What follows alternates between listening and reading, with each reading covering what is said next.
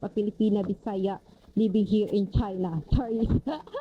Kasi magkatawa ha mo nga nagsuot og helmet. Kaya nga no, nag-start ko sa HMD. Nga nagsuot og helmet nga, ang recorded to hidmouth naman ay usaon man taman nga atong ulo gabi makikagamay. Dito kay suotan og hidmouth. So akong gibuhat, gibutan ako sa helmet para fix na siya. Dili na ako magtaod-taod, di na ako mag-fix-fix, gibutan na akong helmet for the go. O unsa man ang HMDDI? O mag-record lang ka while gahugas kag plato. Gahugas ka plato, limpyo-limpyo kasi mong balay. Sayon ra jud kaayo siya basta naka-headmount. Ngano, ayaw pagkabalaka ha. Kay dili man makita imong dagoy dari, ang kailangan ra dari imong duha ka kamot. Duha ka kamot torso pababa. Mao ra siya ang pwede dari makita day ha. So walay problema basing maula ko kay makita akong dagoy ay kabalaka. Itago ra na nato imong dagoy day. So dere mo sa mga tao nga nakadok makita ilang dagway. O di ba? O kay di ba nagdikod makita yung dagway bawal ba na? So dere dili tanang cellphone pwede. Ha, basta kung naka Xiaomi ka, Huawei ka, Honor ka, naka Realme, Redmi ka, bawal ka dere.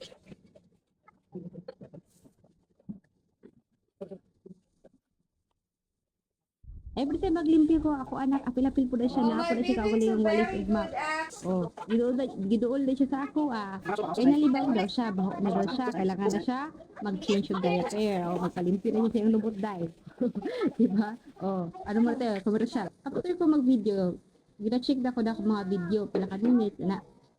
Next naman na gagawin ko ay ito kinukuha ko siya, nilalagay ko sa bintana. That. Ganun lang. So dito, pipiliin natin yung watering and tending indoor plants. So, magdidilig tayo ng halaman. Okay. Fix the camera angle.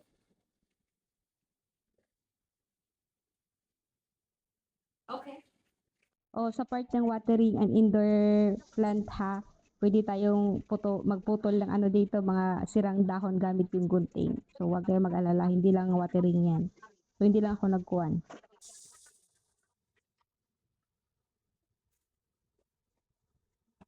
So ayan, nagbibideo ako sa second task ko.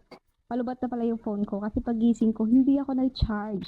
So ayan, tignan nyo naman yung paglaba ko. Ayan, B. Baka sabihin nyo, wala ka bang washing? Meron po. Madami washing dito. Kaso kasi, kinakamay ko talaga yung mga bedsheet malalaki.